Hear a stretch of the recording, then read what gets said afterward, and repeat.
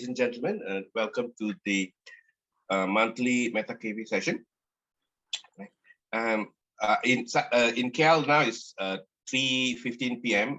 In Philippines it's also the same time, right? Whereas in Canary Highlands, probably the Canary Islands could be 7-8 hours behind, or maybe longer. Yeah. So let me share my screen. I just talk about a few things that the Institute in Malaysia is doing. Okay, so today's program is the speaker today is Marzuki. Today, and the topic is what is the psychology underpinning your leadership, right? And a few things about what the Institute of Neurosemantics Malaysia is doing. The first one, ACMC, the Associate Certified Meta Coach, is happening here in Malaysia in very likely in Podixon in June, from 16th to 23rd June. And then the Neurosemantics trainers training, the NSTT, is happening in the following year around June as well, right? 28th June to 12th July, right? The venues are not confirmed, but very likely in KL or very close to KL. Okay, and also for I think everybody in the room knows about ISNS and neurosemantics, so I don't have to go through this. So basically, leading up to the ACMC happening in next year, June, for those who are not familiar with the ACMC modules, there's two prerequisites. One is the coaching essentials and also accessing personal genius, right? This flyer I will upload into the Zoom chat soon after I present this. And from information on the ISNS Malaysia, one is the Facebook page. You can like and then get to know the upcoming programs. And we also have a website, neurosemanticsmalaysia.com. All right, it's updated from very regularly. Right, and yeah, now if people are new to this ISNS or neurosemantics, there's also a neurosemantics website where you can sign up for the newsletter, right? Called Neurons. It will deliver to you weekly. And usually this Neurons newsletter are written by Michael Hall himself. Right? Okay. Moving on. Okay. Now I would like to invite Anthony Pinto, NS trainer, licensed trainer, NSTT licensed trainer, and also a meta coach to tell us about more of his upcoming program. Thanks, Anwar. I guess in the room, I'm not sure who is not a practitioner yet, but I know all of them are at least a coach, a meta coach, right? So the Meta NLP practitioner certification that I'm putting on, because now we can do face-to-face training. So I'm doing one in August, and it's over 9 days, over 3 weekends. This is a bit of an expanded because, you know, I think one of the key things about Meta NLP is actually the meta model, which really gives the deep skills for most practitioners. So this is the first introduction to Meta NLP practitioner flyer, and really, you know, it's knowing how to use the skills and knowledge just to unpack our minds and be clear on how we can make it work for ourselves and be the best version of who we can be. I will be subsequently putting out more information and be doing a short webinar to get people introduced to the idea. So just to give the heads up on the dates, August 12th to the 14th, 19th to the 21st, and the 26th to the 28th. Yeah, and it'll be running from 8:30 a.m. to 6:30 p.m. On a daily basis. Yeah, thanks so much. So, you know, look forward to, you know, sharing this with the people you know. And this particular practitioner program, one module in it is the Coaching Essentials module. So people who come to this Meta NLP practitioner will be provided or will be awarded with the Coaching Essentials certification and also the Meta NLP practitioner certification. And that's how we packaged it. Yeah. And from my own experience, you know, as I've done practitioner, when I did practitioner first, I found that, you know, people who just finish NLP practitioner, they sometimes can be a bit lost. So in this particular package, I put in a one-to-one session to get them on track after the certification, so they can fully understand the tools they've just acquired and go on and practice and use it essentially. Yeah. And also the other aspect that I'm putting into the training is that I'm also introducing them to mindfulness practice training, because today mindfulness is everywhere. And I think, you know, for me, I believe in that. I've been meditating for 15 years. So I do believe that mindfulness is a key aspect of any personal development. Thank you so much, Anwar. Yeah. So Thank you. let me know that my contact details are all there, but I'll post it in the group also separately. Yeah. You can Thanks. also upload into the Zoom chat, Anthony, if you have the flyer. Or Yes. I can do Okay. it also. I use the PDF flyer. Okay, sure. Yeah. Thank you, Thanks so Anthony. much. Yeah. Thank you. Next, there's another program coming up on leadership, which is run by our own Mazuki Mohammed. Mazuki, you can just brief us on what's happening in. Well, it's actually coming up soon, next weekend actually. If we look at the dates. 5th to the 7th. The Neurosemantics Leadership Diploma under ISNS. We have 2 levels. One is the basic level. This is the basic level. I call it the Leadership Foundation Program, and then the advanced level. So what I am offering for this time is the foundation program. And as you can see, the modules to the foundation program is coaching essential, professional communication skills. Basically, that's the coaching essential module. Self-leadership is the APG module. So for I believe all of you have already covered these 2 modules. Then the unleashing leadership is where we create the mindsets of a leader. So of the 3 modules, the way that I explain it, the first module, professional communication skills, are the NLP communication model, which is about communicating and relating. So that's the core skill for a leader. The second skill for the leader is how to manage him or herself. As what we know from emotional intelligence, the quadrant of self and management is what we call self-leadership. So issues that leaders face is that they are not able to implement what they have decided to do. So basically, APG or self-leadership answers those questions to put you into that flow state to be able to perform your best meanings. So that's the second module. In Unleashing Leadership, what we do is we go into creating the mindsets. Creating the mindset so that in terms of your matrices, that as a leader, you have the right world matrix about leading, you have the right meanings about leading, you have the right intentions about leading. And from there, creating the matrix of self, others, and power, so that when you lead, you are in the right states. So that's how the Unleashing Leadership is about, to create all of those matrices to be healthy in leading. So that's basically what the Leadership Foundation Program is about.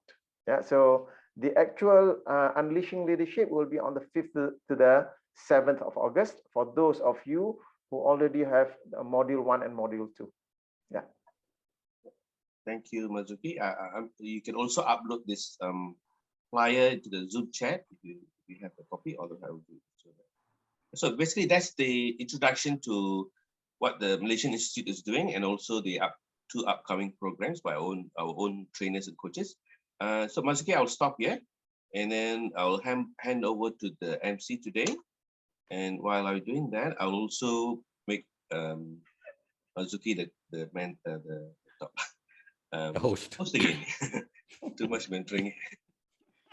Okay, yeah. So Mazuki, you're back as the. Thank you. Thank you.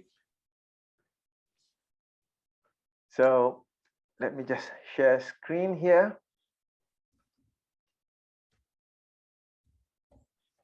Thanks, Anwar. I think, Anwar, you said you would hand over to the MC, was it? Oh yeah, but we don't have an MC right for today. I realize. Okay, I think, I can introduce Mazuki. I've known Mazuki for almost over 20 years now, Mazuki, or almost 25 years, right? Yeah. And it's Mazuki who got me into NS, or and this community. I think I remember in 2008, we were in my office in February, and I know Mazuki came up from ISNS right all the way from practitioner, whereas I came from a different school, American Board of NLP. And in February, Mazuki said, that he was going to New Zealand in August to do his NSTT. And I said, what? Because I read Michael Hall's books and I really wanted to meet the guy. So I told Mazuki, I'm going with you. That's it. So that's how I got into NSTT. And Mazuki has been in this field for many, many years. Not just him, his whole family also is involved in this area of development. I know that Mazuki's highest passion is working with children and getting them to be the best of who they are. And he's been doing that so well all these years. And some of his students he trained are now adults already, 20, 30 years, right? So it's an amazing journey he's taken. And I know that whatever he does, he puts in everything that he has into it and gives it everything that he has. So, today, I think we are really fortunate that he's come to talk about what is the psychology underpinning your leadership. I know that he's prepared fully for this. I'm looking forward to it. So everybody, let's enjoy this great talk by Mazuki on what is the psychology underpinning your leadership. To you, Mazuki. Thank you, Anthony. I really appreciate that introduction. I can feel your meanings and intentions when you made the introduction, and I really appreciate that very much. Thank you very much, Anthony. And everyone else, welcome to this month's session on Meta-Cafe. Typically, this is where we meet and discuss on topics outframed with meta-states and neurosemantics. So for this month's session, I'll be covering on this topic on what is the psychology underpinning your leadership. Now, the reason why I came up with this topic is that in my personal experience of learning about leadership, I did not even know about the term leadership until I was leading a corporate organization for several years because I thought it was management. I didn't know that there is such thing as leadership and not just management. My experience was I was just an engineer in a construction company, and then came to the point whereby my boss said to me, Mazuki, why don't you take that department, incorporate that into a company, and then you run that company. So first thing is that, what do I know about managing an organization? So that was basically for me the start of exploring into this field for called leadership. However, as I mentioned to you, for many years, I used the term management. So I was quite confused between management and leadership. So that's why I thought that maybe let's discuss this together, because the thing about leadership is that our meanings about leadership, our frames about leadership will impact the way that we lead and the ecosystem that we create in the organizations that we lead. So that's why I'm bringing this topic to you for discussion. Just a couple of reminders that what we'll be discussing this afternoon is on the psychology for leading. And as usual, I will pause for discussion after each main point. The reason being is I want to invite questions, comments, or contributions from each and every one of you.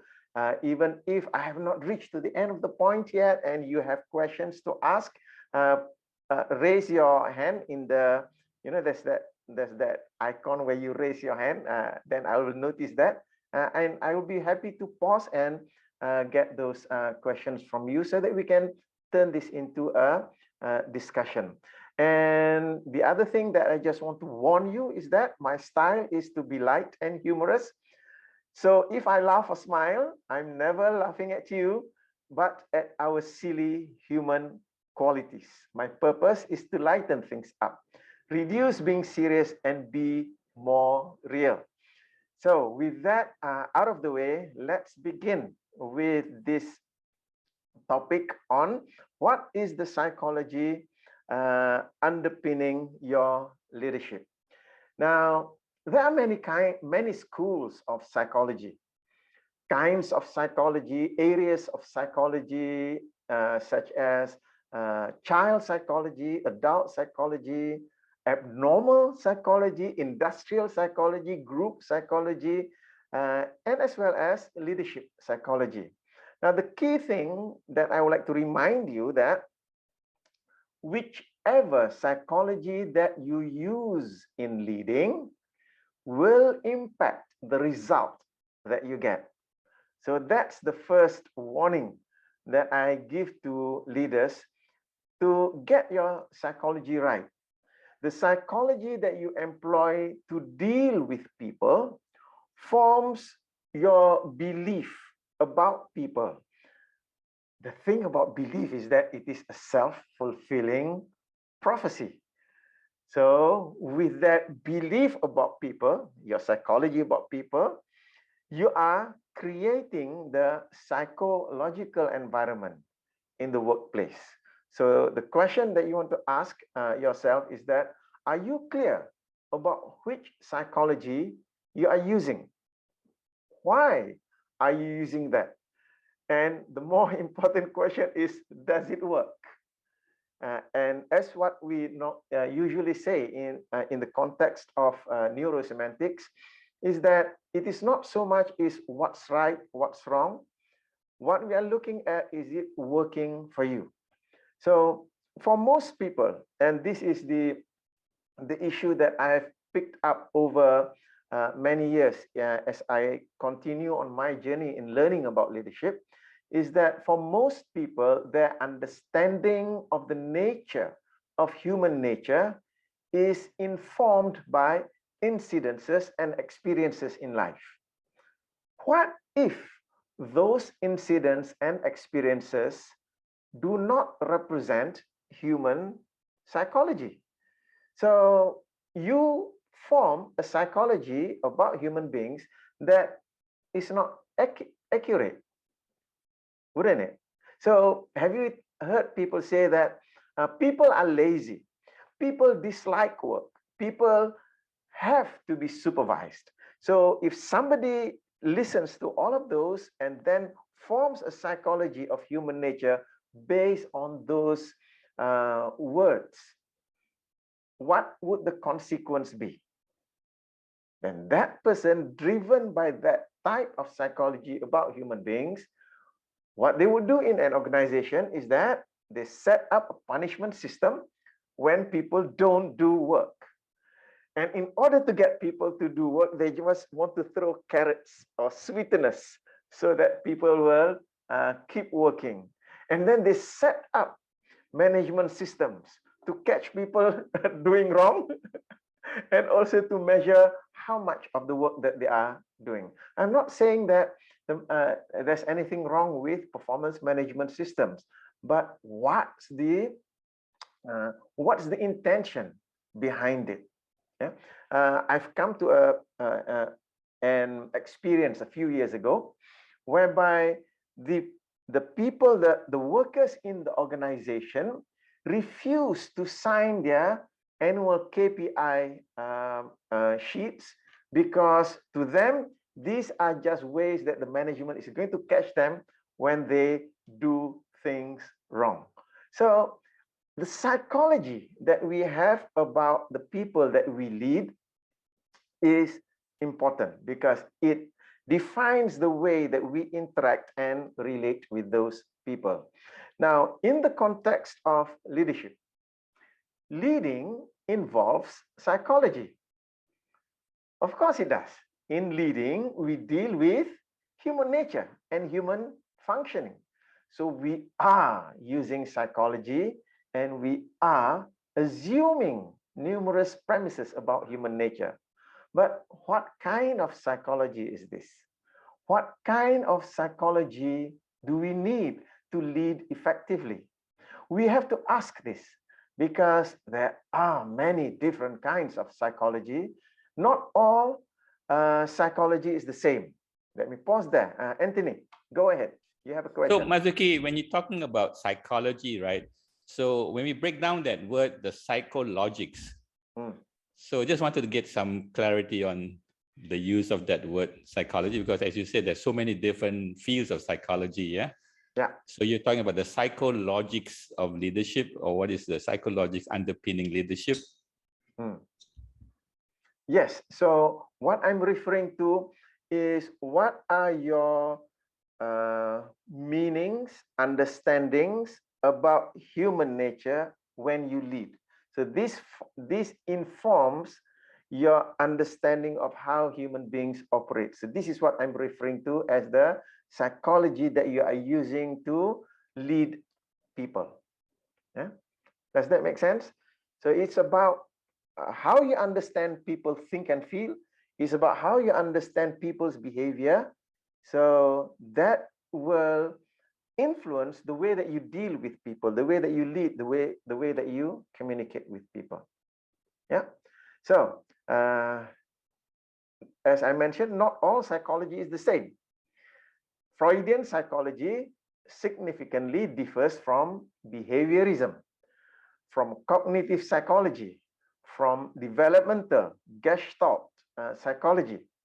There are many schools of psychology, kinds of psychology, and areas of psychology, such as I mentioned earlier: child, adult, abnormal, industrial, group, social, leadership.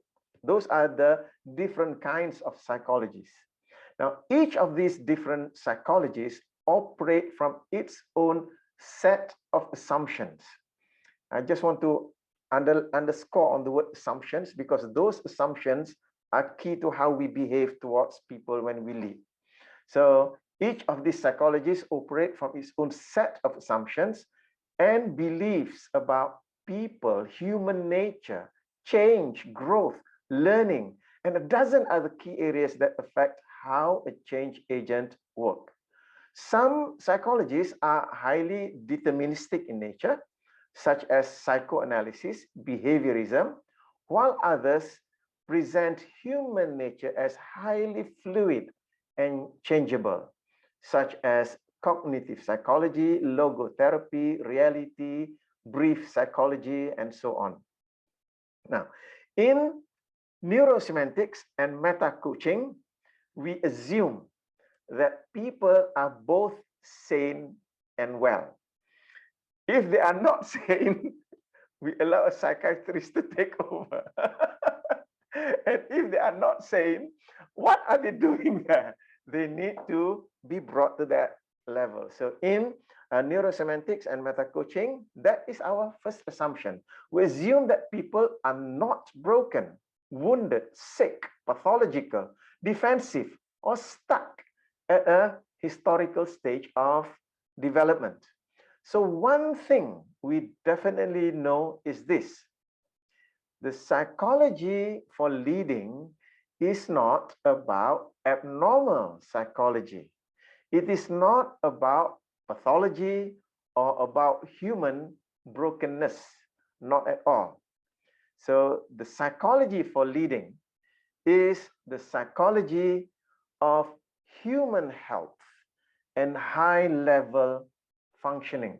It is about people who are in the growth needs and growth motivation, who are self-actualizing, seeking ever new peak performances, who are change embracers, and who are fascinated and excited about all of the new possibilities yet to emerge in their personalities and experiences. For the most part, these are the people who are already great learners, who are already successful in various areas of their lives, and who simply want more. They want to think more, know more, understand more, believe more, feel more, speak more, do more, experience more, have more, and give more. So these are the people that we are leading. Now, do these people have no problems? Of course they do, because they are people. To be humans is to have problems. To be alive is to have problems.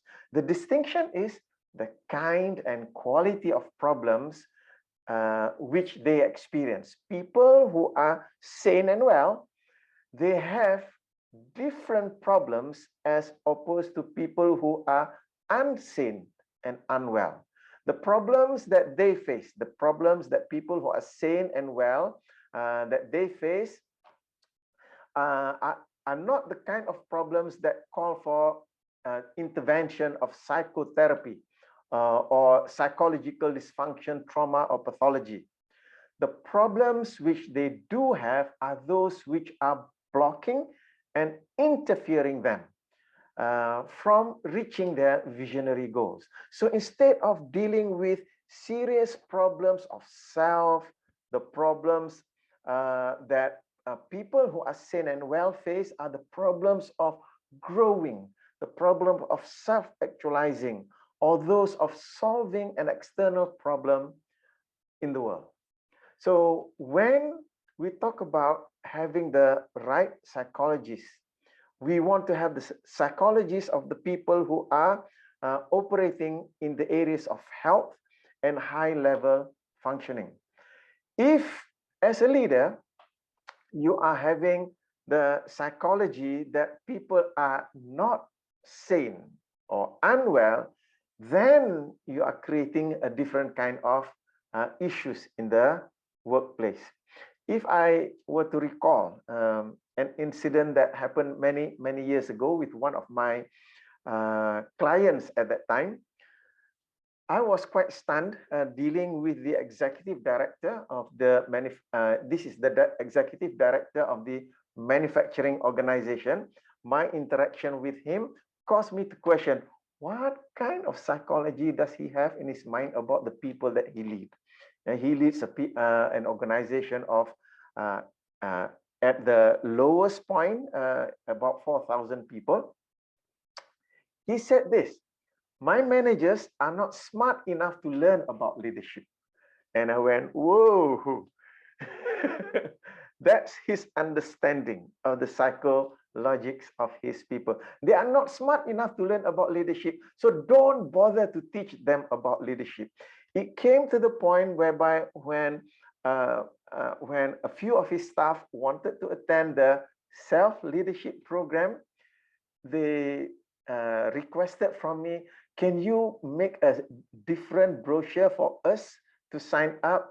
Don't have the word leadership on the brochure, because if the word leadership is on the brochure, we'll not get to be able to attend your program, because our boss will just not allow us to attend anything to do with leadership. So this is why in this first point that I just like to share with you, that we need to have, as leaders, we need to have our psychologists right, because when we have our psychologists right, then the way that we deal with the people that we lead will be enhancing, will be making them achieve higher potentials. So I'm going to pause here, because in the next point, I'm going to bring in the 5 psychologies that are evident from neurosemantics and the meta-coaching system. So I'm going to pause here to allow any one of you to ask any questions or to share your ideas with any of what we have discussed earlier. So go ahead, anyone.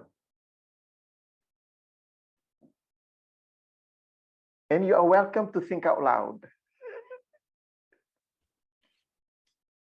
Okay, you said that either they are sane and well and not unsane and unwell, but you didn't say insane. Anthony, that is at the other end of the spectrum. So let them be at the end of the spectrum. So unsane is still I guess, of health, that still have the capacity to relate and converse, right? So insane is they don't have the capacity anymore then. Yes, right. Thank you, Anthony, for that. Javi, go ahead. Yes, Marsuki, I'm just curious about your story about the executive director, wherein he would say, my people are not for the leadership thing. I don't know if you're going to continue with the story in the second part. That's a common thing when people are talking about laborers in the lower echelon of the ladder of the corporate. So there is a certain level wherein there's a command and control, and the boss is the one dictating the parameters. So are you saying that when, for example, a manufacturing firm who would just have employees just doing menial tasks, would the psychology be changed? Because if everybody who are in the lower echelons that are menial tasks doesn't need to know leadership, they just have to do the task, like the tailoring or just doing the production line. So how would you justify the leadership when you are dealing with hundreds or thousands of employees just doing the same thing all over again, and we don't need the leadership for that? I'm just challenging the concept for the executives so that there can be a transition from a command and control to a more, what you call, a more participative type of session. Yeah. Does that make sense? Yeah. If I get your question right, what is important, that is why in the program Unleashing Leadership, the first matrix that we look into is the world matrix of leadership, because it is from the world matrix that you begin to create the meanings about leadership. So when you talk about world matrix, it relates to your roles in the world. So so when we look at roles, each role there are leadership responsibilities that that comes to you, that you need to accomplish. And typically, I say to people, at the simplest level of leadership is self-leadership. You lead yourself to achieve the goals that you want. So once we understand the roles of a leader, so at any level that you are at, you have a leadership role to play.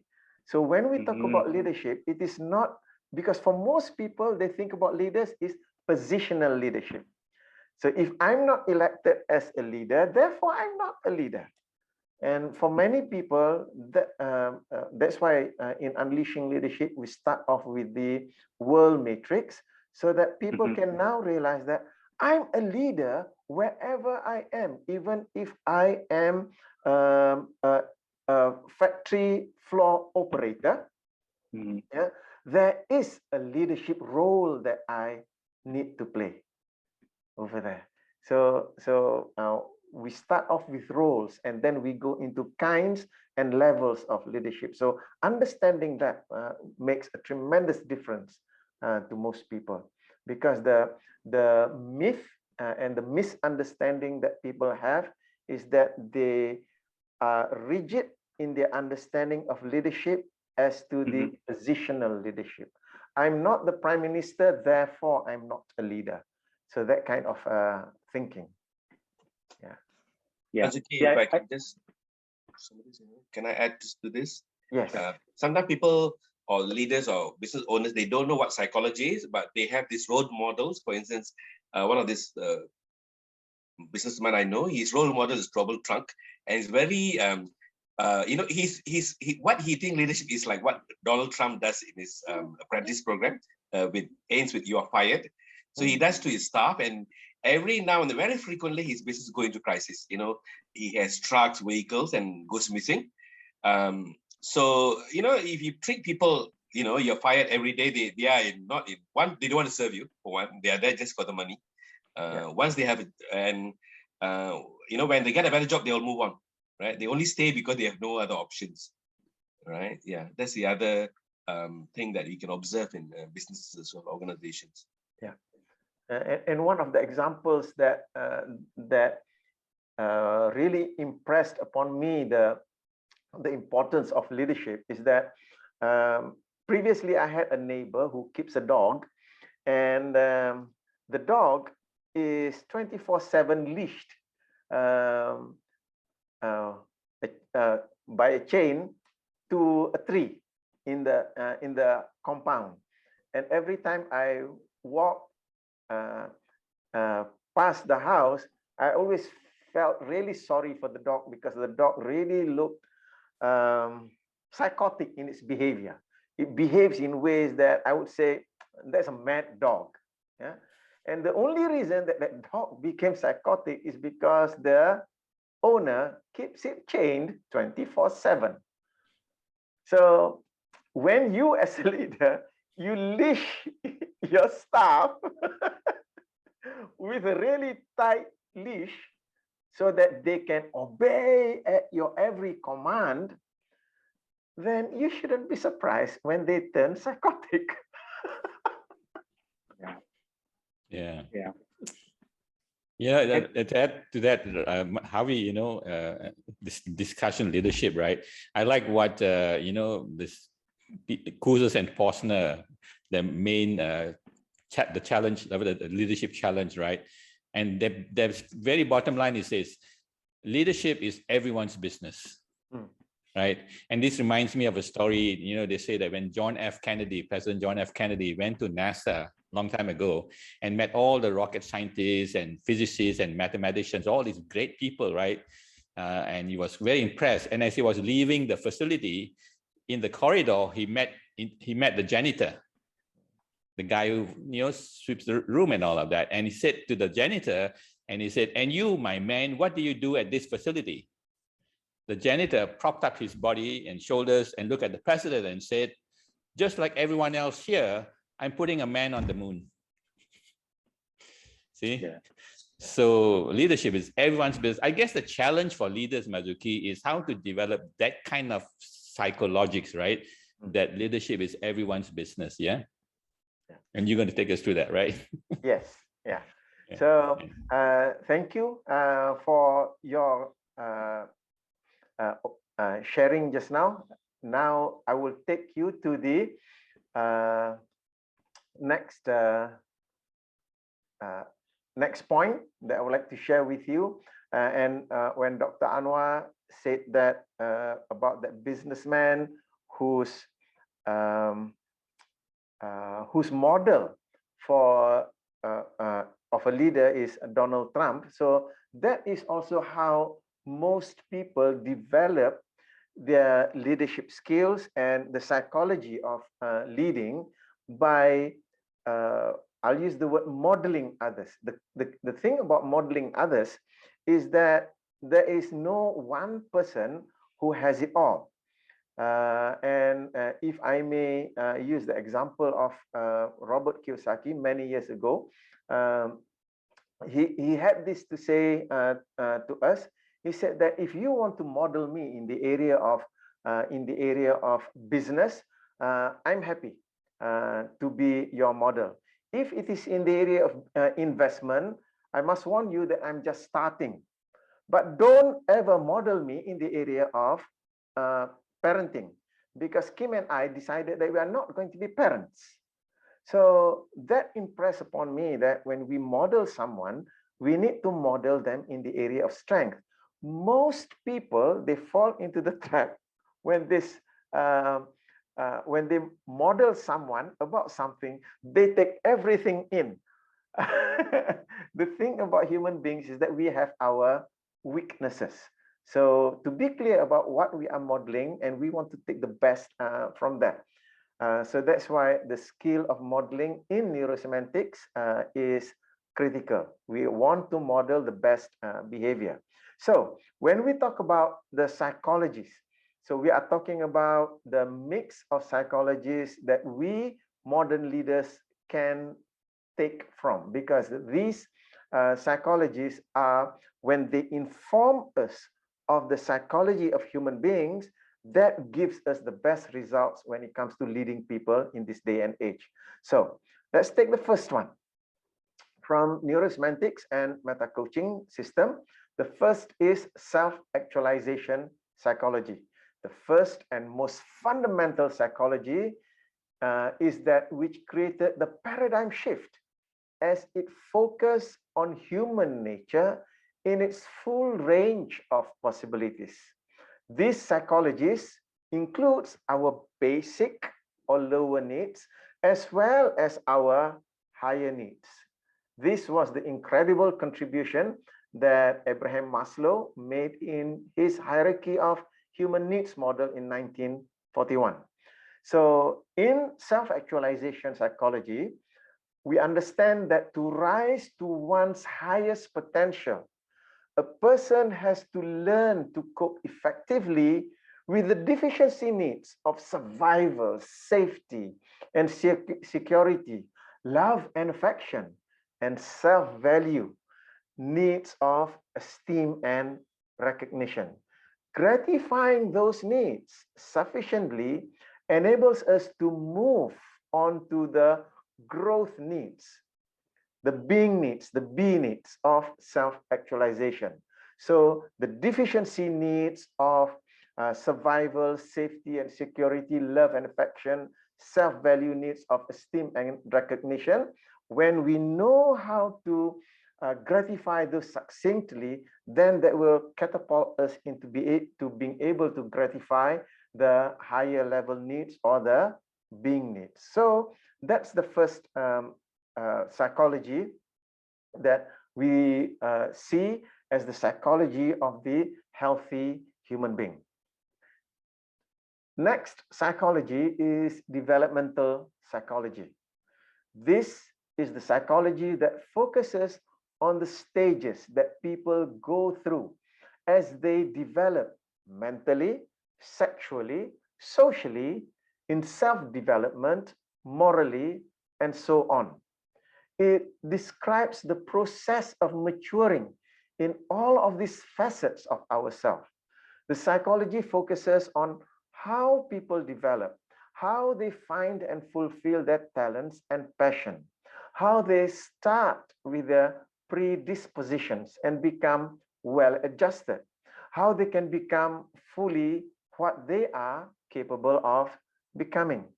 And when a person doesn't understand the developmental psychology and they apply it on themselves, that's why you may come across, those of you who are meta coaches, you may come across in your clients who are asking the question, what's wrong with me? What's wrong with me? I have a current client right now who is asking the question, what's wrong with me? I've built a business and my business is doing very well, very successful. I'm very successful financially, but I'm not satisfied with doing it. I have all that much money, but I want to do something else. So he is overlooking the fact that, well, for the last 15 years, he's been building the business. In those 15 years, he's also developing as a person. So what gratified him 10, 15 years ago doesn't satisfy him now because he's a different person now. So as a leader, to be able to understand that your people are developing and growing.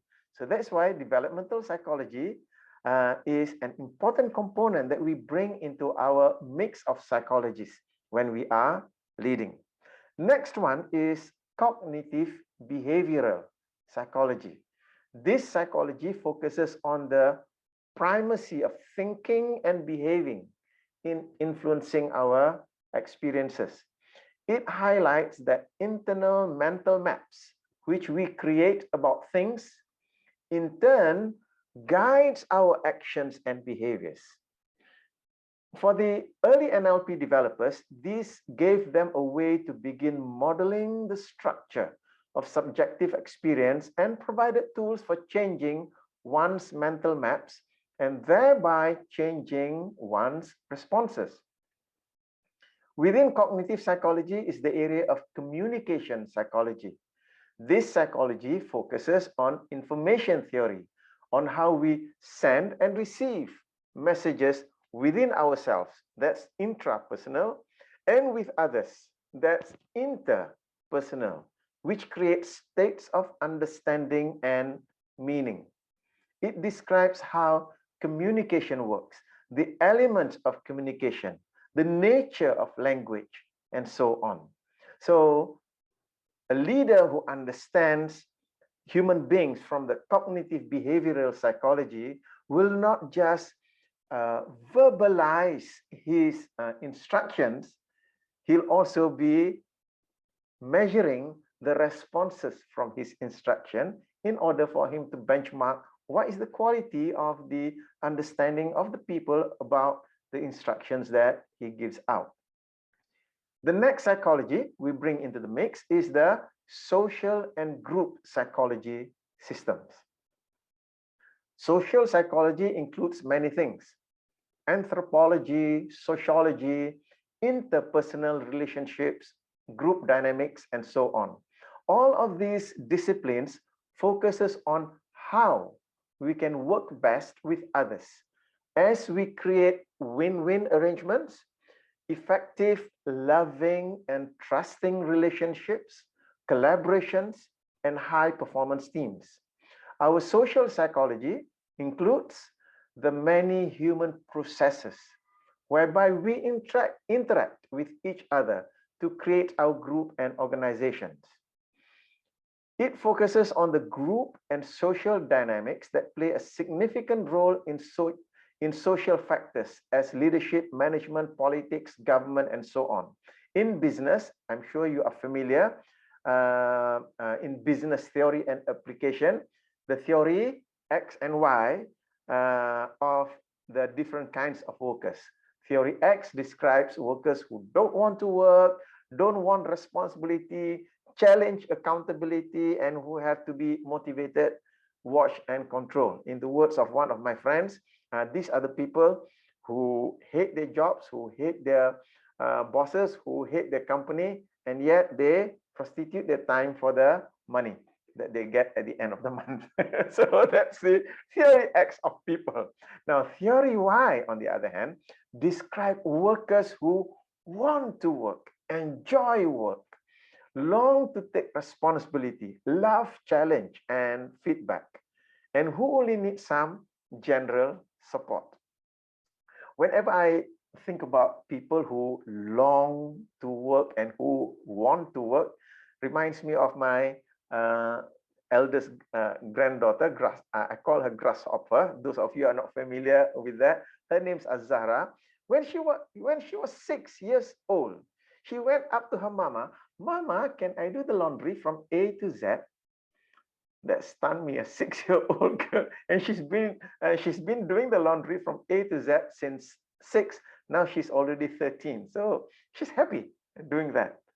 So that's an example of the theory Y of people. Okay. Now the fifth one is existential psychology.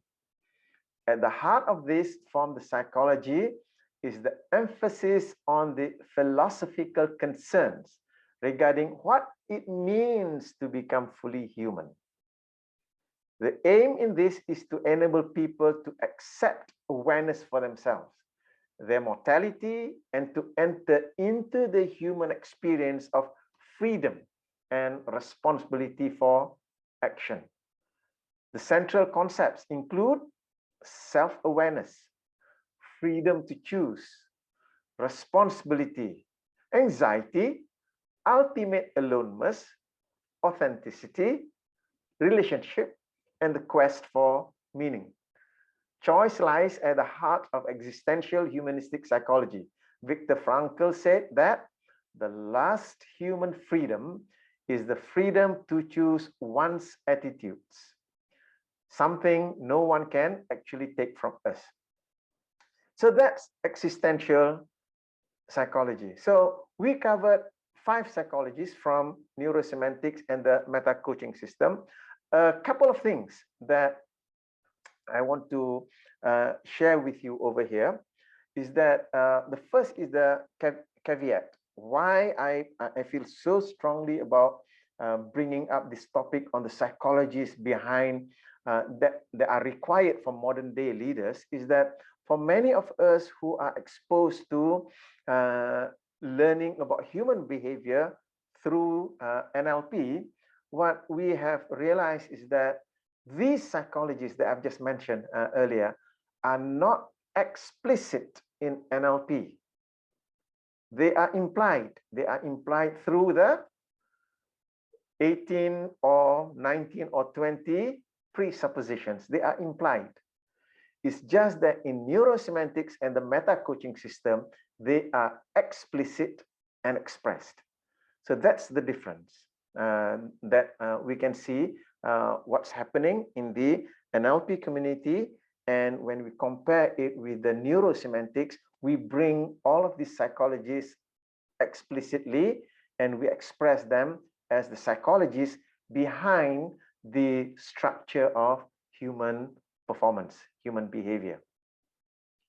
So when you have these psychologies operating for you, the way that you interpret human behavior, the way that you understand human behavior will come in very easily for you to be able to understand human behavior. So if I may share an example, that this is the latest example with grasshopper. Just after Hari Raya, with her Hari Raya Ang Pao. Yeah, in Chinese we use the word Ang Pao. In Bahasa Melayu we don't have Ang Pao, so we use the same term Ang Pao. With her Hari Raya Ang Pao, she decided she's going to buy some novels to read. So she contacted grandfather, can you bring me to a bookshop? So grandfather is so happy to bring grasshopper to the bookshop. So we went to the bookshop. She spent some time looking for the books. Ultimately, she bought a few books, I think 3 or 4 books, and I was about to send her home. It's just that we spent so much time looking for the books that I was, to some extent, rushing to send her home before the mandatory 5 o'clock jam in in Kuala Lumpur. And I thought, wow, we did not have time to go for a drink together. So I stopped at a petrol station, bought her the bubble tea. So Elvish, have you finished your bubble tea yet? So we stopped at the petrol station, bought bubble tea, and we were drinking bubble tea from that place to her home. So by the time we arrived at her home, both of us have finished our bubble tea. It's just that when we arrived there, because they live in an apartment, so her mama needs to come down to bring her up there. It's just that on that day, her mama came down with her 3 younger brothers and her sister. So all her siblings were there.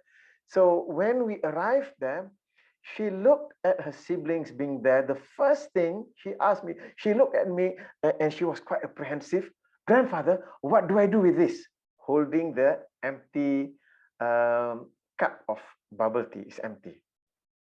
And immediately I answered her, leave it there and I'll take care of it. Now, I was able to respond in that way, and that was appropriate at that particular time, because from the psychologists, I understand that her meta program, for one of her value meta program, is cleanliness. Keep things in order. She will not leave an empty cup in the car because she will want to take it and throw it in the bin. But her brothers were there. So that's another meta program that she's operating, attention to others. So if her brothers see her holding an empty cup, they might feel, hey, didn't you get any for us? So that's where that grandfather, what do I do with this, come from? And because understanding her from her developmental psychology, from her meta programs, I was able to answer, leave it there and I'll take care of it. And that was the most appropriate thing for her at that particular time. So when we are running the right psychologies with the people that we are leading, then it helps us to understand them better, and it positions us to be able to respond in the best way possible. So if I were to summarize the 5 psychologies that are most prominent in the neurosemantics and the meta-coaching system, is that the first one I mentioned is the self-actualization psychology. The second one is developmental psychology. Third is cognitive-behavioral psychology. The fourth one is social group and group psychology systems. And the fifth one is existential psychology. So the psychologies that inform us as leaders from neurosemantics and meta-coaching system are these psychologies. So from these psychologies, we have an informed opinion of what is the nature of human nature. In that way, we are able to interact and relate with human beings from the best of their psychologies. So let me just end there and invite any questions or comments from anyone with respect to the psychologies that drive us from neurosemantics and meta-coaching perspective.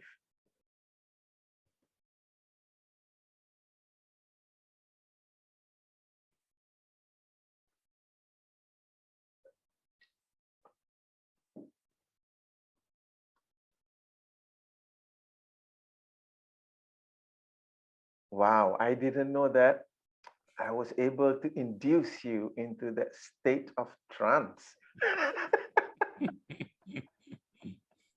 Yes, Javi, please go ahead.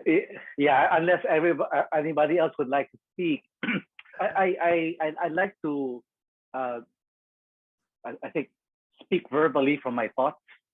As you're talking about the mix of psychologies for modern day leaders, I come across with positive psychology, which is a new branch of psychology that's developing, and it seems to connect also with neuroscience.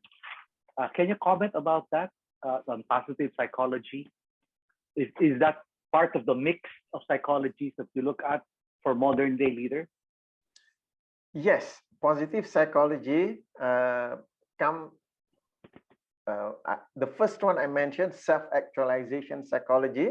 So self-actualization psychology is informed also by positive psychology. Because where does positive psychology comes from? From the bright side of human nature, from Abraham Maslow. Okay. Yeah. So that's why the positive element of the human being is the more focused than the therapeutical part. Absolutely.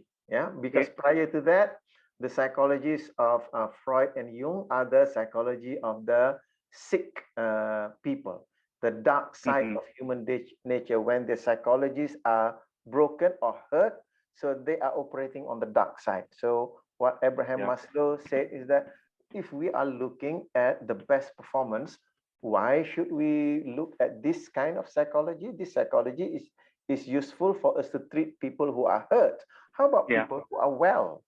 So self-actualization psychology that we are bringing, I will say, as the third force of the human potential movement, neurosemantics bringing in, is driven from there. Yeah.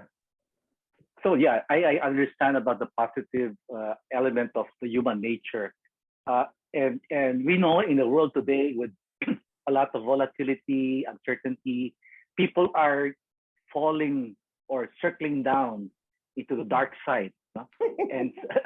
and I would have clients that are they're executives, and coping up with that, they put in other sources of stress relievers, even in drugs, other relationships. So if they fall into that negative side or the dark world, is there a delineation as meta coaches to help them, or do we remove first those external stress relievers before we could coach them into the positive side? So there is a thin line of coaching them and bringing therapy, or people with good situations and then falling into a traumatic or stressful downfall that would cause them to do alcohol and other stuff, and they may not be within the reach of meta coaching. So how do we put a balance in how we can help our coaches? Thank you. I think I can go back to the question that Anthony asked earlier, commented earlier, when Anthony commented about when I use the word insane rather than insane. To a large extent, we human beings are insane in many different areas. So when we are insane, the meta model of language is a very powerful tool that we can use in order to bring our sanity back, Yeah, because of all the cognitive distortions that are happening, it creates some unsaneness in each and every one of us. Yeah? So to answer your question, so what do we do? Well, people who are unsane,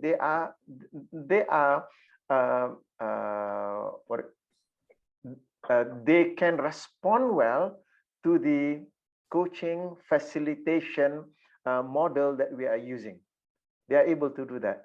The thing is, the moment they cross the line to becoming insane, that's when coaching is not relevant anymore, because they need a different kind of hand holding. We call it psychiatry or psychotherapy. They need psychotherapy, because that requires a totally different relationship and processes altogether. Yeah. And for me as a coach, the litmus test that I use, whether the person is moving into the insane part or still insane, is there any evidence that that person may hurt or harm themselves or others? If there is evidence that they may hurt or harm themselves or others, then I would say you need a therapist to do that. Yeah. So for me, I use that very simple litmus test, and in one of the sessions, I did mention that I keep in my contact list a couple of psychiatrists, friends, that if somebody comes to me and I notice that, oh dear, this is not the this person doesn't need a coach, this person does need a psychiatrist, I will send that immediately. And I take that cue from Michael, because Michael, as a licensed psychiatrist, he will not enter into a psychiatric relationship with his coaching client. So if the client comes to him for coaching and he realizes that client requires psychiatric help, he'll refer it to another person, because the dynamics is totally different. In coaching, the dynamics is we want to empower them, we want to release them, we want to let them go, and I use the benchmark that as a coach, I'm looking for the day that my client doesn't need me anymore.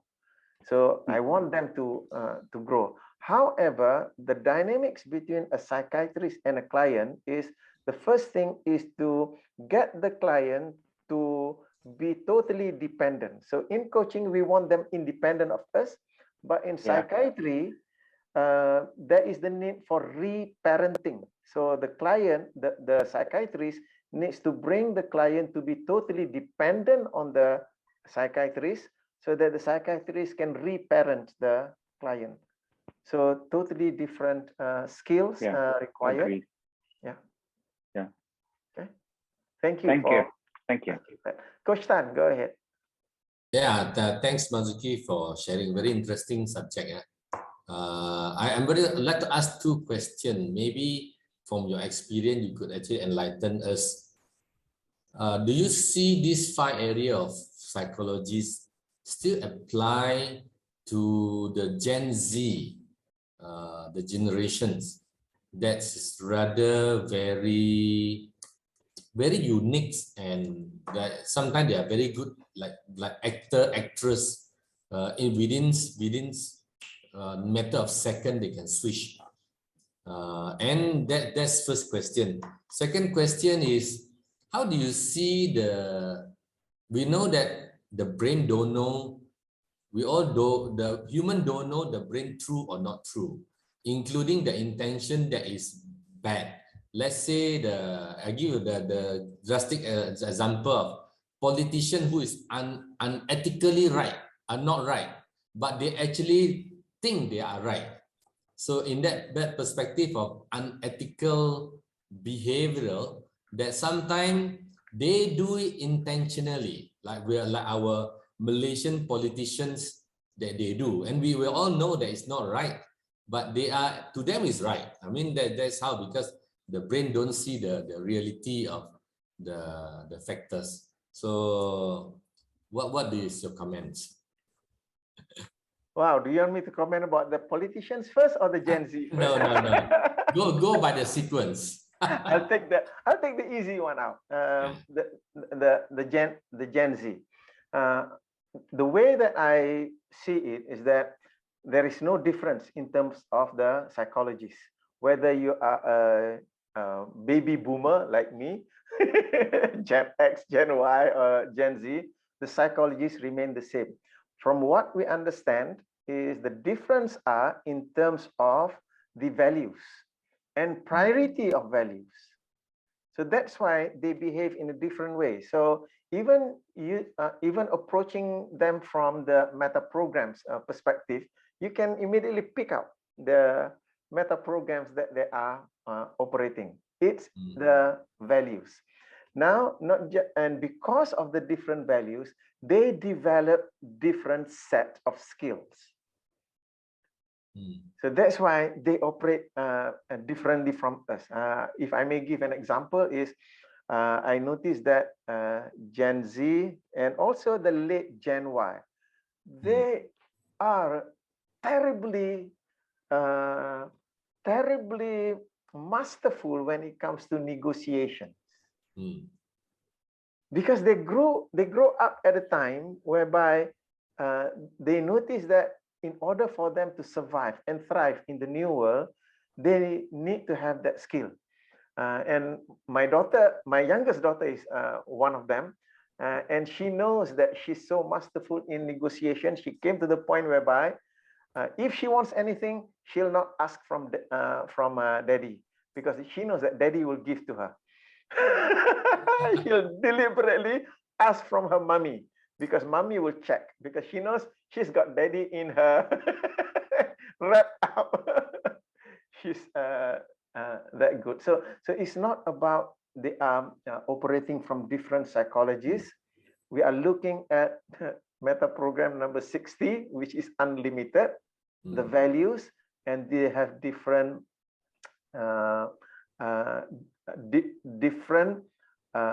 priorities of values. And this is also something that I've been observing and being in awe of. People may have the same set of values. Let's say you take 5 values and you ask people, they have the same set of values. However, even with the same set of values, with different priorities, totally different behaviors. But different ranking order. That argument can be very interesting, because in corporate, when we work on sometimes they talk about corporate values. Now, this is always the struggle, that how do the corporate values being able to align between all different level of employees in the whole company. And when you say like that, in terms of the different priorities are different already. So that's why the challenge always for the company to bring everyone to realign to the organization values is always a difficult one. Yeah, it is always difficult one. If the organization presents it to the staff from either or. So this is another meta program, either or. You work in this company, then you have to subscribe to these values. The moment it is presented as an either or, then there will be pushback. So it's about bringing both ends. Things like, so what are your personal values, and how can your personal values thrive in this organization when we have these values? So how can you align them, bringing the individual to align with the organizational value? Yeah. So these are I consider as practical implementation issues that probably people in HR and the leadership of the organizations, when they don't understand the psychologies of the people that they lead, then it can get them into trouble. So the way that I present to people working in organizations is that no organization has the perfect values operating. Yeah. So organizations have values that works for them. So when you come into this organization, the best that you can do is to align your values with respect to the organizational values. Then it makes a lot of sense. If you don't align it, then you'll be in conflict and you will not be happy working here. Yeah. So if that happens, find an organization that matches your values and you'll be more happy. So that is both and. It is not about that, oh, it means that this organization is wrong. So that is also an area. Yeah.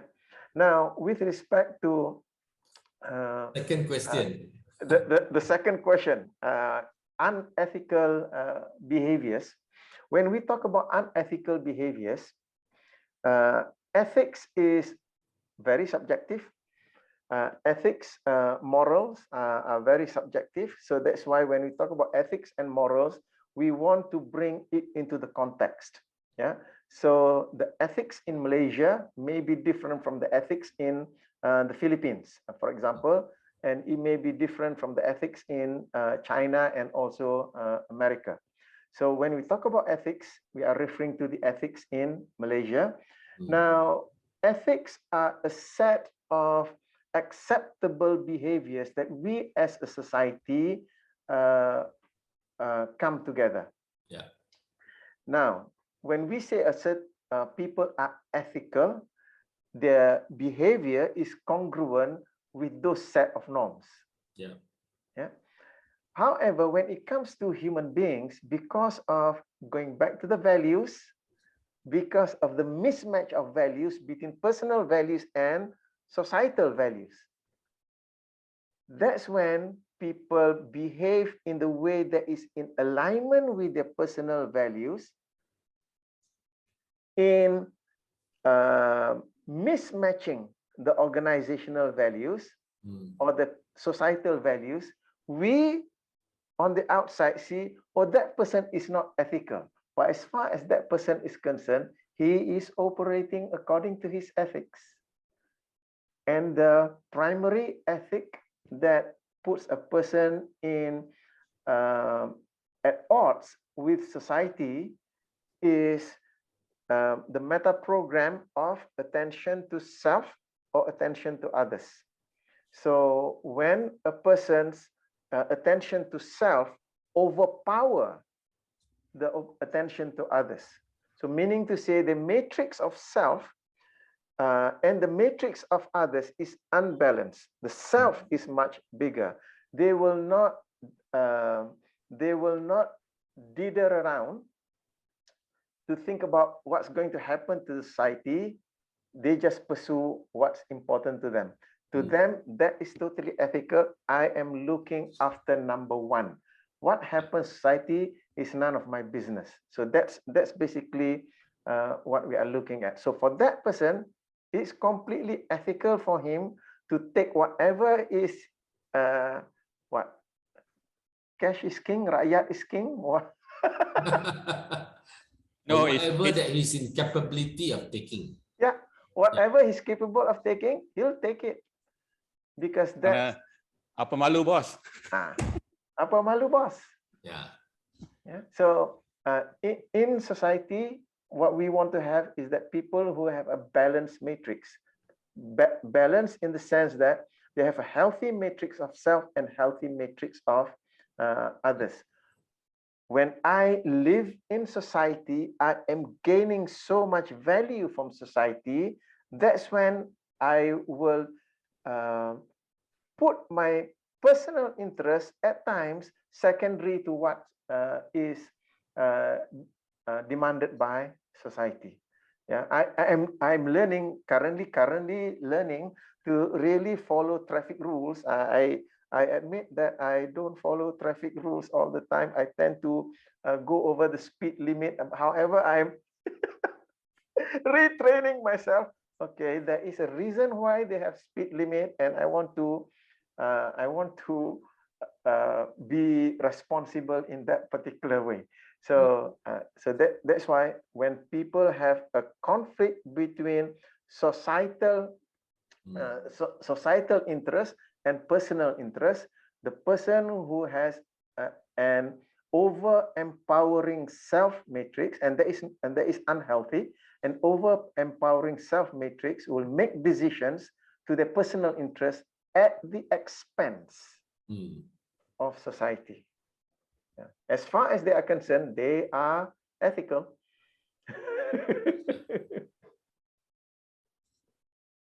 Yeah, thanks. Yeah. So I hope that will give you another perspective to it. Yep. So in that sense, Marzuki, with the question about unethical, if you will be the what you call arbiter of two conflicting values, especially when politics are concerned, there are different mindsets, psychologies. Would creating a certain common ground be a good way? Not necessarily alignment of values, it's more like finding the commonality and that they can work together to move forward the common agenda.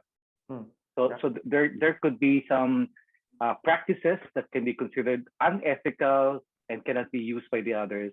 And we just limit it to a certain understanding that we are limited to this kind of values to work together.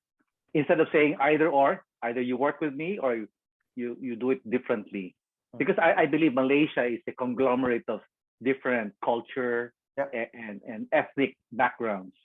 And if you could see Singapore has been a lot of social experiments in putting different varieties of cultures together and political ideologies. And it's really interesting how to put a common ideal to move forward together. And the common ideas in every society are what we call the morals, the ethics, and the legal framework. So those are the common ground that we can work on. It's just that what I mentioned earlier, there are people whose way of operating are either narcissistic or Machiavellian. They will not bother with any morals, any, I'm talking about morals, any communal morals, ethics, or even legal framework, because all that they do is to take advantage for themselves. So that's when they are driven by their personal self-interest is what drives them the most. In those situations, that's when our moral, ethical, and legal framework will not work. Because they are operating outside those frameworks. So we have this situation like Anthony mentioned, apa malu bosku, a term that is used in Malaysia is that even though you are a convicted felon, so there's nothing to be ashamed of. So that's moving into another realm. You are operating outside of the social construct. And I think it's very important because actually the topic about leadership, right? In the organization is similar because I put up politics here as an extreme cases, but in organization there are many leaders, so-called position leaders, who are very self-ego, self-interest. They're only taking care of their own self-metrics. Wow, I mean, they're supposed to be looking at the people metrics, but it is not that sense. So they are self-serving. They are only serving their personal interest.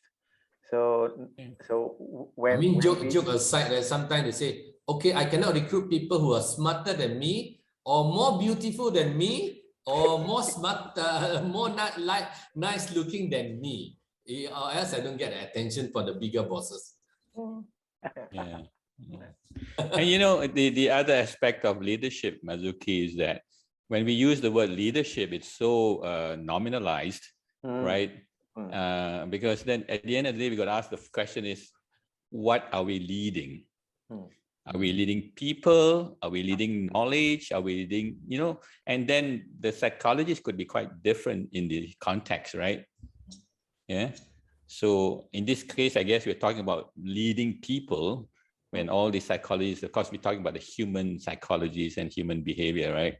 So leading people is critical, right? I mean, Einstein cannot be a very good leader of people, right? But he's absolute leader in his field, right? Yes. Yeah. So he doesn't have to worry about whatever the developmental psychology is not his forte.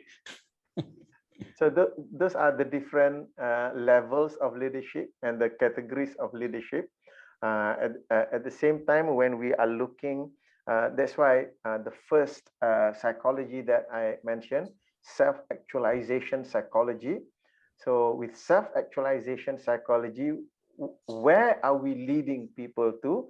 The outcome is people who are self-actualizing. We are leading people to embody the characteristics of self-actualizing individuals. That's what we are leading people toward. We are leading the organization so that the people in the organization can become self-actualizing. And Abraham Maslow has identified 18 of those characteristics. So that's where we are leading people to. So when we talk about leaders, for example, as meta coaches, as neurosemantics trainers, where are we leading our clients through coaching and through training to? So it is not just for them to learn the skills of neurosemantics, to learn the processes of neurosemantics. No, it is to bring them to be able to actualize the characteristics of self-actualizing individuals in them. So that's the outcome that we are looking at. So as leaders, we want to be able to be aware that the training and coaching that we offer to our clients is just the output of our effort. The outcome is the characteristics of self-actualizing people. That's the outcome of our leadership. And that will be my topic for next month's Framers. Yeah, I'm encouraging people to, in a sense, stop using the word leadership. Okay. Because, I mean, talk about what are you leading? Yeah. Because leadership is a nominalization. It's a very bad nominalization. Absolutely. What I call tend to use the word leading to replace the word leadership. So thank you for that reminder, Anthony. And Marsuki, if I may ask about self-actualization, there's a misunderstanding of that word for other people, that it's selfish. When you self-actualize, you're focusing on yourself. Well, in actuality, it's really selfless, right? Because you're at the service of others. When you self-actualize, you are more concerned of how you can be of service to others than for yourself. Is that correct psychology? I would say yes, because the word actualize is from the word actual, and the confusion comes in when people say, I'm actualizing my financial goals to become a millionaire by the age of 30. In that context, yes, you are actualizing it. So yes, you are using the word right. However, when Abraham Maslow referred to self-actualizing people, he's referring to actualizing the being needs rather than the deficiency needs. So that's why he identified the 18 characteristics of self-actualizing people. And one of the 18 characteristics is a self-actualizing person is altruistic. That's one of the characteristics. So when he does things, his intention is for the benefit of someone else. And the word that is used is people who are actualizing their best self, it is not that they don't have any problems. They do have problems, but their problems are about solving problems of humanity. So the word that is used is, they do have grumbles, but when your grumbles are in the lower four, the deficiency need, those are not the grumbles of self-actualizing people. The grumbles of self-actualizing people are what they call the meta-grumbles. They have problem about the society going down the drain because people in power are not respecting the rule of law. So those are the grumbles. Yeah. Yes, we have the grumble of what am I going to have for dinner afterwards. So yes, we have all those grumbles, but people who have not gone to that level, they are stuck in those grumbles.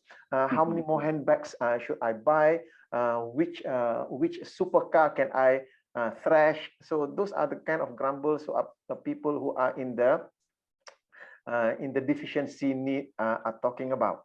Yeah. Yes, they are actualizing their goals. They are actualizing their dreams in this lower level. But when Abraham Maslow used the term self-actualization, he's referring to a person becoming or embodying the characteristics of self-actualizing people, and those are explicit.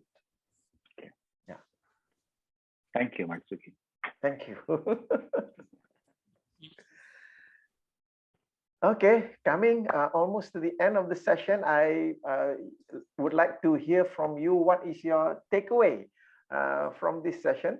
In that way, I'm also learning from you. So if you don't mind, I'd like to start off with the bottom of my screen. At the bottom of my screen, I see Danielle there. So Danielle, what's your takeaway from our session today? Go ahead. First of all, I'd like to say thank you very much. I particularly enjoyed today's sharing because it's not only you alone are talking, but it's very insightful to hear comments and sharing from others as well. So I think the key takeaway is I learned about the importance of psychology that we use in leading people, and how we use it actually influence the way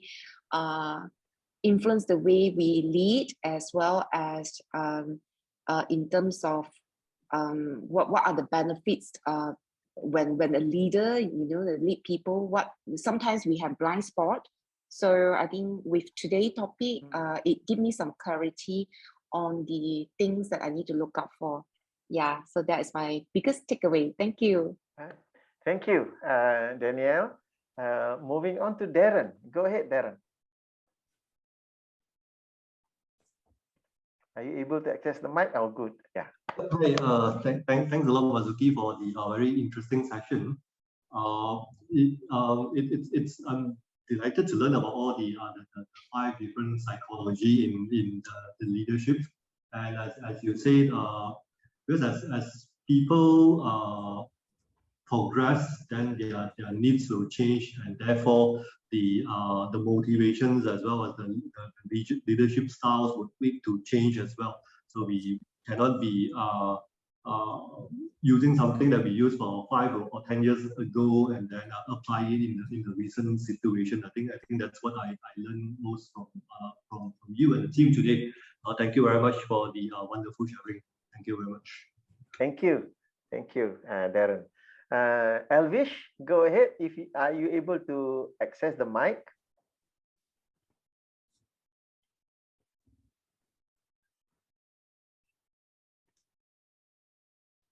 No? Okay, I'll move on to Javi. Go ahead, Javi. Yes, I thank you for all the answers to my questions. It just strengthen my understanding of the psychology. And my takeaway actually is different, which is part of my question, but it's part of what I'm preparing for August, because I was asked by Danielle to prepare for a talk on August. I'm still figuring out what topic, right? So the thing that I want to take away from this session is when you said, Marzuki, that psychology is not about human brokenness, it's about growth motivation for peak performances. Is that correct? Is that correctly correct? Get it that? Yeah. So it's about growth motivation for peak performances. So I have something to carry with me in preparation for my presentation in August about growth motivation. Yeah. Thank you, Harvey. And Guat Ching, you put in the chat box there. Are you able to access the mic if you want to, or shall I read it out? Guat Ching? My key takeaway: when the leadership has a cognitive distortion, unhealthy psychology, or toxic mindset, this unresourceful belief system will impact the company culture. So it is important for the leaders to have a positive psychology mindset, because they are the one who will shape and create the company values and ground rules for the team. Yes. Thank you for that. Yeah, appreciate that. Dr. Anwar, go ahead. Yeah, thank you, Marzuki. A very interesting talk on leadership and on psychology. Just to add, earlier I said that people look at role models to how they run the organizations or how they lead, and also the other thing is actually people read books. So say Jack Welch behaves a certain way, or Tony Fernandez is like that. So people tend to, okay, that's how I'm going to be, another kind of role model. So they trapped into that. But if you go deeper into psychology, like you're presenting it, they will have a different perspective and how they should run the business and organization and so on. Yeah, that's what I'm. Yeah. Thank you, Dr. Anwar. Anthony. Oh, okay. Nice discussion, because what it triggered in me was that this whole matrix, right, of different psychologies and different approaches. Yeah, and one of the things that we learn in our mentoring program in Rotary is that the two extremes of psychology, one is the highly directive psychology, and the other one is a highly permissive one. Yeah, and then of course, how do you put this in context in the different application of those psychologies, and also in the different context of leading? Right? What are you leading, basically? Yeah. So to me, it was like, whoa, how do I keep putting all of these pieces together in my head, right? Because in following all of this. But the latest one that came out was, reminded me when I think someone mentioned about positive psychology. And just reminded me that, the whole premise of positive psychology is the aspect of having hope. And hope is the biggest driver now. And also the other part that really triggered in me was, at the bottom line, self-actualization is all about, as Viktor Frankl said, meaning and purpose. Yeah. Meaning and purpose, that's all. Yeah. So it was nice triggering of all that ideas in my head and, connecting the dots there. Yeah. Thanks. Thank you, Anthony. Appreciate that. Datin, you're next. Okay, thank you, Mr. Marzuki. Nice sharing. Very interesting topic today. So a lot of informations I got from here today, especially thanks to Harvey. What very interesting question. There's a difference of the style of coaching. Very clear about that. And thank you for everyone here. Nice to meet you all here today. Hope we'll see you all soon. And next, our Meta-Cafe next month, inshallah. Thank you. Thank you for mentioning that. It's on the 16th of July. That's our next Meta-Cafe. So last but not least, Coach Tan, go ahead. Yes, 16 July is my turn. Yes. Fill up the gap. Last time we don't have many speakers, right? So just fill up the gap. Okay, and of course, I like to echo what Guat Ching said here. I think, thank you, Marzuki, for sharing. This topic is really close to my heart, because I think leaders in the organization, they have the right and they have a choice. Whether they want to change to make the organization the right organization for the people, or they don't.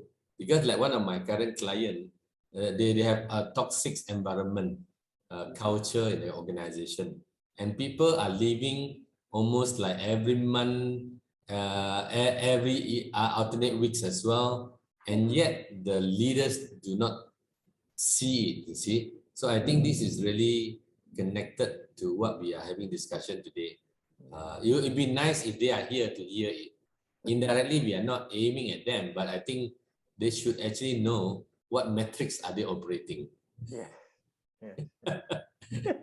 I mean, I don't care the politics there, politician there, because the fact is Malaysian politician, we are quite severe. I don't know about other people's opinion. I honestly, this is the state of mind that I have at the moment, that I really don't know who to vote for. Into that state of mind, I feel that it's really ridiculous that I don't know who to vote anymore. I mean, vote for Coach Tan. in the past, I used to always follow my late father's so-called direction, because he is actually like a community person in my area. So whatever that he would, I would, because I want he be able to extract the welfare for the people. But with the current situation, actually the funding is not going down to the people. It is living in the upper level of so-called the societies who make the most out of it. Did you say it is leading or is it leaking? Leading. They are leading the different purpose, different mission. I may not be wrong. Leaking from the economics. It could be leaking too, yeah. Leaking in the sense that by right, these things should be carried down to the people, but it didn't arrive to the people where it's supposed to be. Yeah. Right. Thank you very much. I echo quite a lot of what you mentioned there, Coach Tan. Appreciate that. So for me, I would like to thank all of you for being here. It is an honor for me to be sharing this with you, and I hope that what we have discussed is beneficial to you, that you can gain and enrich yourself from that. So before I end, now I can see Elvish coming out. So what I'll do is now I'll hand over the session to our what do you call MC for today? That's Anthony. So I think everyone, I think what Marzuki has, taken us through was very interesting points of conversation, points of thinking and references, and, really provoke a lot of insights. Yeah. So let's give him a huge round of applause there. Thank you. Yeah. Good. Thank you very much, Marzuki. Yeah. And, Anwar, is it hand over to you now? You're on mute. Yeah. All right. Hopefully once we will get used to this unmute and mute thing, right? Soon, hopefully. Right. Yeah. So thank you everyone for coming for today's session. And I know in some part of the world, and for me, we are busy. We had a few sessions earlier. So this is my third session today. So I'm quite tired as well. So have a good rest. And again, once again, thank you for Marzuki taking up the slot. I'm supposed to do it on do a session today on metaphors, but I'm not prepared. I'm not ready yet. Right, I did more work on the content. Right. So thank you again for a good insightful session on leadership. Thank you very much. One question. Can I share something? Yes, Elvish. Okay. So I just met a business owner. He attended Marzuki Unleashing Leadership Program sometime in 2022 before the COVID. So he told me a very interesting feedback. That's why I would like to take opportunity to share it here. He said that when Marzuki delivered the program, right, he can imagine Marzuki is like, it's like it's like a practitioner sit under trees and doing a meditation.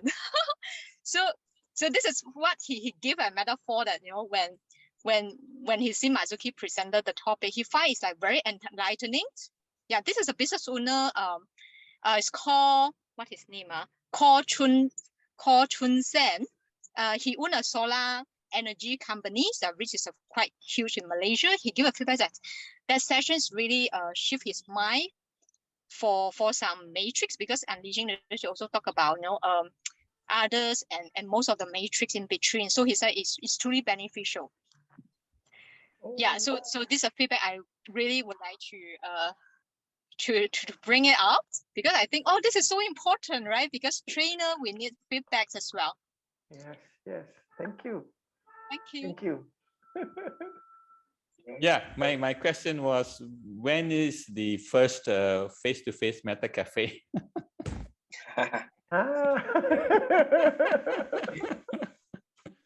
If we do face-to-face, Harvey must fly here every month. No lah, not Sure, every give me month. the tickets. Give me the tickets, Anthony. I'll fly there. Actually, earlier we talked about having a get together. Sometimes Chinese New Year. Maybe we're still in the pandemic phase, right? Maybe you should plan one, say August or something. Meet in some cafe, have a chat. Yeah, I can look for a sponsorship of revenue. I have a friend, he have a very presentable training center in the Curve. So I think in terms of the location is quite impressive. I can convince him to sponsor us. Then yeah, perhaps we can invite more people to join if it really happens. Is it a cafe or was it training center or cafe? It's a training center at the Curve. Oh, the Curve. Oh, the Curve. Okay. Oh, okay. So in terms of the place, kind of strategic, they can body people and more when we can order food since it's within the shopping mall. It is a very nice set of place. Yeah, perhaps to present some topic. I mean, most of us we are trainer or coaches, right? Maybe plan for September. September, I may be going Egypt for my cohort training. Not the whole month, lah. Elvish, are you in Malaysia or back in China? I'm in Malaysia right now. Malaysia. Are you going back soon to China? For good.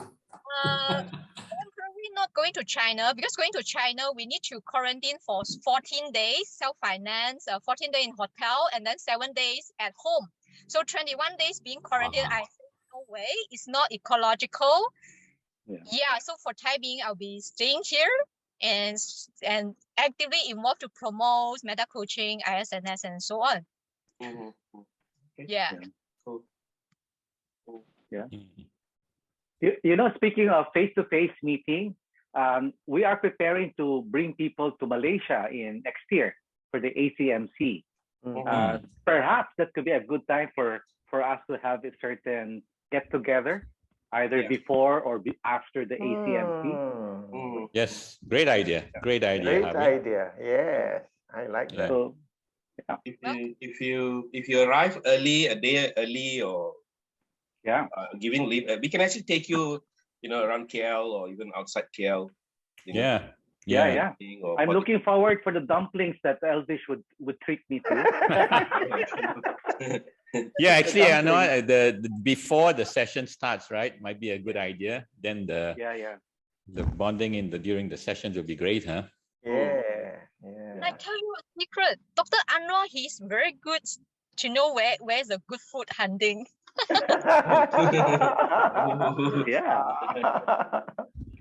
Or maybe before and after would be a nice idea. Before to relieve the pressure, and then after to release the stress. Harvey, why not before, between, and after?